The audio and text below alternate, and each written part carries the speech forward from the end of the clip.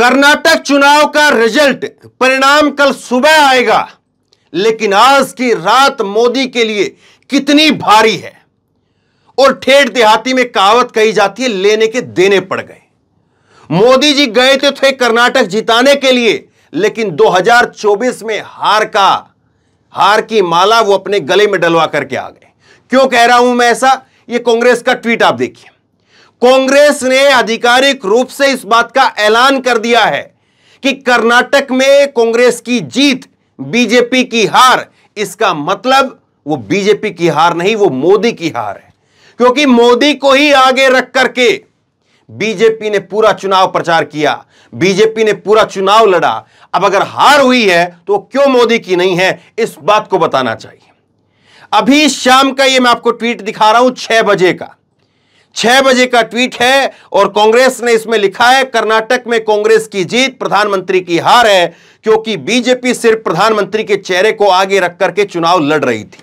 जयराम रमेश, कांग्रेस के कद्दावर नेता, उन्होंने इस बात को कहा है। सोचिए किस तरह से लेने के देने पड़ गए हैं। कहीं तो जो है वो सपने देख रहे थे, ख्वाब देख रहे थे, बता रहे थे बटन दबाना है, बजरंग बली बोल करके दबाना है और सजा देनी है इन लोगों को, लेकिन कैसी उल्टी सजा मिल गई है। आज तक चैनल ने भी 70 सीटें दी हैं साहब, आज तक चैनल ने। यह हालत है, और उसी से जो है गदगद कांग्रेस है, और कांग्रेस अब कह रही है कि यह तो मोदी की हार है। कल सुबह परिणाम आएगा, लेकिन अब इसको कांग्रेस का आत्मविश्वास कहिए या जो है ये ओवर कॉन्फिडेंस, इसको क्या कहेंगे आप, ये तो कल सुबह वक्त बता देगा। कल 12-1 बजे तक तस्वीर साफ हो जाएगी। अगर वाकई 70 और 140 वाली स्थिति है तो ज्यादा वक्त नहीं लगेगा, 12 बजे तक 1 बजे तक तस्वीर बिल्कुल क्लियर हो जाएगी। हो सकता है कि मोदी जी का धन्यवाद वाला ट्वीट आ जाए, हो सकता है कि राहुल का बधाई वाला ट्वीट आ जाए, लेकिन क्या होगा क्या नहीं होगा वो तो कल सुबह बताया जाएगा। लेकिन कांग्रेस जिस बात को कह रही है, कांग्रेस जो बोल रही है, क्या वाकई ऐसा है? क्या वाकई ये माना जाए कि कर्नाटक में बीजेपी की हार वो बीजेपी की नहीं, नरेंद्र मोदी की हार है? क्या वाकई ऐसा है? अगर यह बात देखी जाए तो बहुत हद तक सही भी साबित होती है, क्योंकि मोदी ही सब कुछ करते हैं। वंदे भारत एक्सप्रेस ट्रेन का अगर उद्घाटन करना हो तो मोदी करेंगे, किसी हाईवे का उद्घाटन करना हो तो मोदी करेंगे, किसी और जो है वो अगर आप जो है वो एयरपोर्ट का उद्घाटन करना हो तो मोदी करेंगे। कहीं पर उड्डयन मंत्री नहीं मिलेंगे, कहीं पर परिवहन मंत्री नहीं मिलेंगे, कहीं पर जो है वो आपको रेल मंत्री नहीं मिलेंगे। सारे मंत्री तो जो है केवल मंत्रालय में फोटो चिपकवाने के हैं कि फला मंत्रालय फला के जिम्मे है, लेकिन उद्घाटन का फित्ता काटना जो है वो मोदी के जिम्मे है। अगर सब कुछ मोदी के जिम्मे है और सब कुछ मोदी ही करते हैं, सब जगह पर मोदी ही दिखते हैं, तो हार में क्यों नहीं? कल जेपी नड्डा की फोटो क्यों दिखाई जाए, और क्यों जेपी नड्डा साहब को जो है उनको बलि का बकरा बनाया जाए? और बलि का बकरा मैं इसलिए कह रहा हूं क्योंकि चैनलों में उन्हीं की फोटो दिखती है। अब बताइए, जीत जाते तो श्रेय किसको जाता? श्रेय जाता सीधा क्या सीधा नरेंद्र मोदी को, चाणक्य नीति को। लेकिन अब हार जाएंगे तो फोटो नरेंद्र मोदी की जो है जेपी नड्डा साहब की, तब नरेंद्र मोदी अब नड्डा। कमाल की बात है। और इसीलिए जो है वो कांग्रेस कह रही है कि अब ये नरेंद्र मोदी की हार है और 2024 का रास्ता खुल गया है। 2024 का रास्ता इसी बाइट में जो है, ये एनआई की बाइट में, आपको अगर किसी और की बाइट होती तो सुना देता, लेकिन ये कह रहे हैं कि 2024 का रास्ता भी खुल गया है। जयराम रमेश ने इसी बाइट के अंदर आगे कहा है। तो क्या वाकई कांग्रेस को अब लग रहा है कि यहां से कर्नाटक से जीत के बाद में मध्य प्रदेश, छत्तीसगढ़, राजस्थान, यहां पर भी करिश्मा होगा, तेलंगाना के अंदर करिश्मा होगा, और इसी तरह से बम बम होगी जैसे कर्नाटक के अंदर हो रही है? या मोदी शांत हैं तो इसका मतलब यह है कि कल कुछ और भी हो सकता है, या मोदी को भी खुद पता है, और इसीलिए जब से कर्नाटक का चुनाव प्रचार प्रसार खत्म हुआ तब से एक बार भी कर्नाटक का नाम नहीं लिया। 8 मिनट की वीडियो वोटिंग से एक दिन पहले जारी कर दी, लेकिन उसके बाद में कर्नाटक में एक बार भी कर्नाटक शब्द उनके मुंह से या उनके ट्विटर हैंडल से निकला नहीं है। तो क्या मोदी को भी इस बात का अंदेशा हो गया है, इस बात का डर है कि अगर आप बार बार कर्नाटक बोला तो वो गले में जो है वो हमारे ही आ जाएगा? और इसीलिए मोदी जो है वो कर्नाटक से अब दूरी बना रहे हैं। कल ये भी देखना दिलचस्प होगा कि नड्डा साहब का रिएक्शन पहले आता है, नरेंद्र मोदी का रिएक्शन पहले आता है, और वहीं से तय होगा।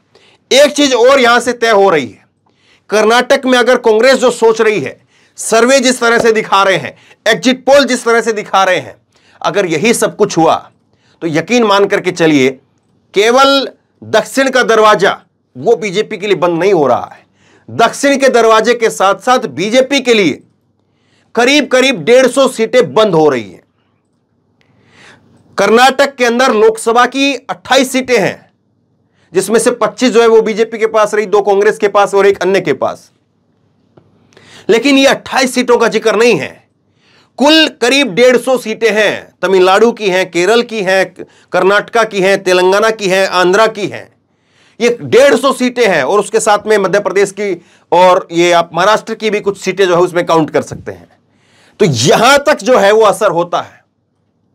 150 सीटें जाकर के बैठती हैं और इन 150 सीटें जो 2019 का परिणाम आप उठा करके देखेंगे तो कांग्रेस की जो सीटें आई, उस सबसे ज्यादा सीटें वो यहां से आई, केरल से आई, कर्नाटक से 2 सीटें आई, उसके साथ साथ जो है वो मध्य प्रदेश तमिलनाडु से आई, मध्य प्रदेश नहीं तमिलनाडु से। तो ये सारी चीजें जो हैं वो वाकई कांग्रेस में यहां पर उत्साह भर रही है और साथ ही साथ नरेंद्र मोदी को जो है वो सोचने को मजबूर कर रही है।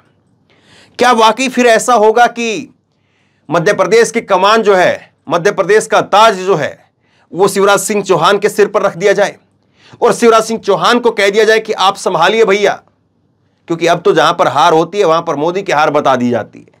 अब तो नड्डा की हार से भी काम नहीं चल रहा है, नरेंद्र मोदी की हार बताई जाती है। और इसी तरह से फिर छत्तीसगढ़ के अंदर तो रखेंगे किस पर?